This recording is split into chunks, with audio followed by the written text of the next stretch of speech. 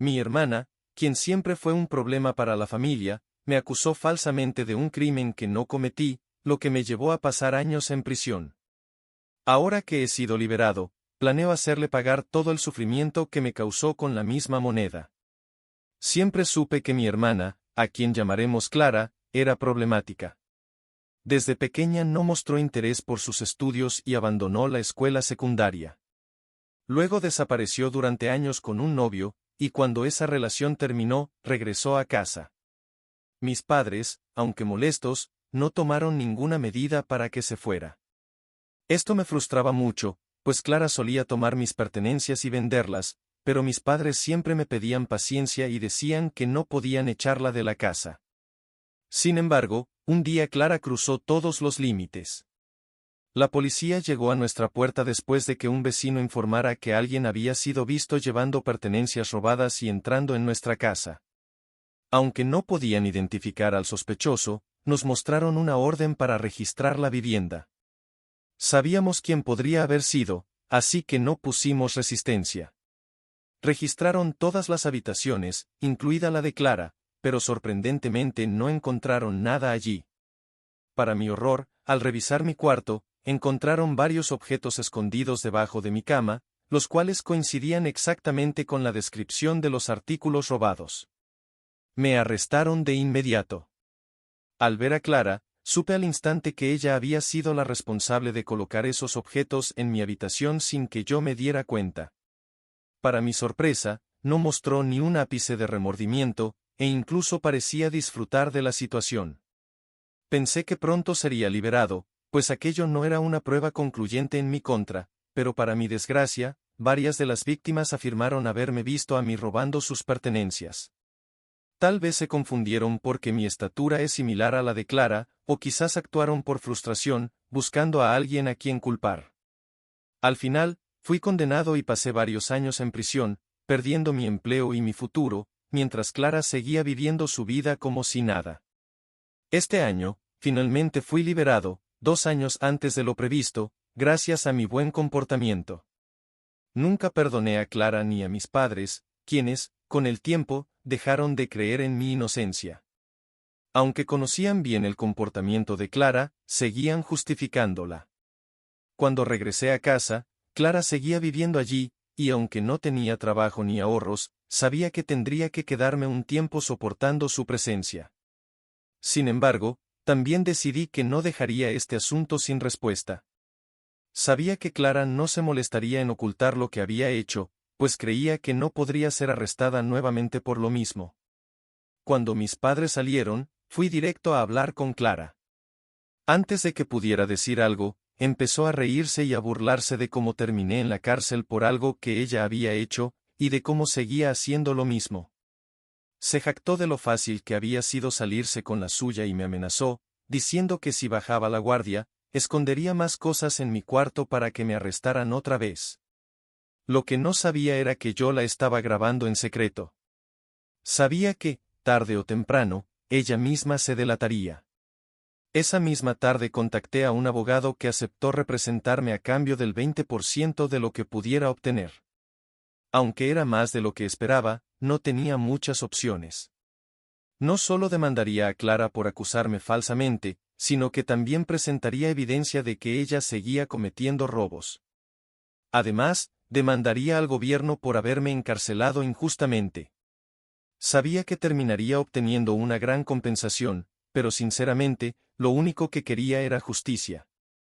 Ninguna cantidad de dinero podría devolverme los años que perdí en prisión por un crimen que no cometí.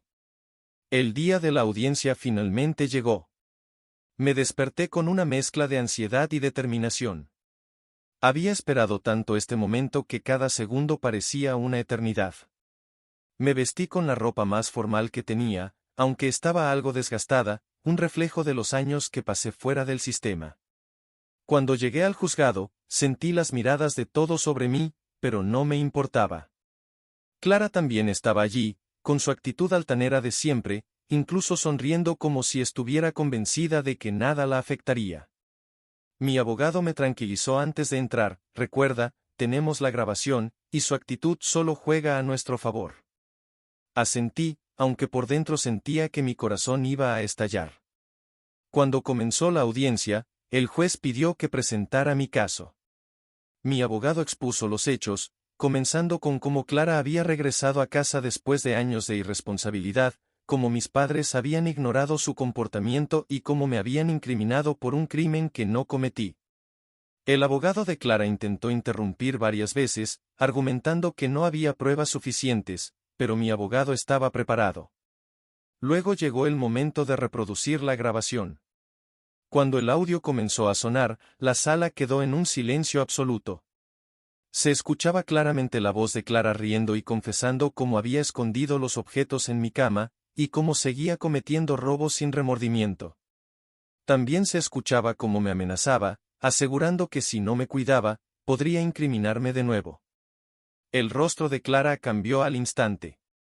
Su sonrisa desapareció y por primera vez vi miedo en sus ojos.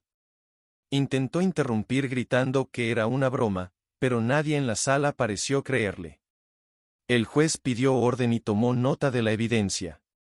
Luego, mi abogado presentó otros testimonios de vecinos que habían sido víctimas de robos, algunos de los cuales reconocieron la estatura y complexión de Clara en la época de los crímenes, lo que aclaró que habían confundido a Clara conmigo. Mis padres fueron llamados a testificar. Mi madre intentó justificar a Clara, diciendo que era joven y no sabía lo que hacía, pero el juez la interrumpió, señalando que eso no era excusa para incriminar a otra persona, especialmente a su propio hermano. Mi padre, por su parte, permaneció en silencio, pero su rostro mostraba vergüenza. No pudieron negar que fueron negligentes al ignorar el comportamiento de Clara. El veredicto llegó después de lo que pareció una eternidad. Clara fue declarada culpable de acusarme falsamente y de varios robos. Fue condenada a una pena considerable y se le ordenó pagar una compensación económica. Mi abogado también logró que el tribunal aceptara mi demanda contra el gobierno por encarcelamiento injusto.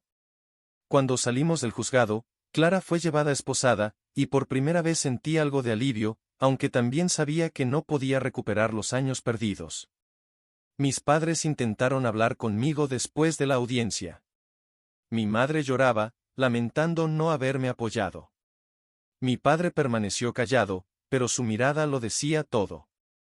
No me detuve a escucharlos, simplemente les dije que ya habían tenido su oportunidad de hacer las cosas bien y no la aprovecharon. Cuando regresé a casa, me senté en el borde de mi cama y miré a mi alrededor. Por primera vez en años, sentí que podía respirar.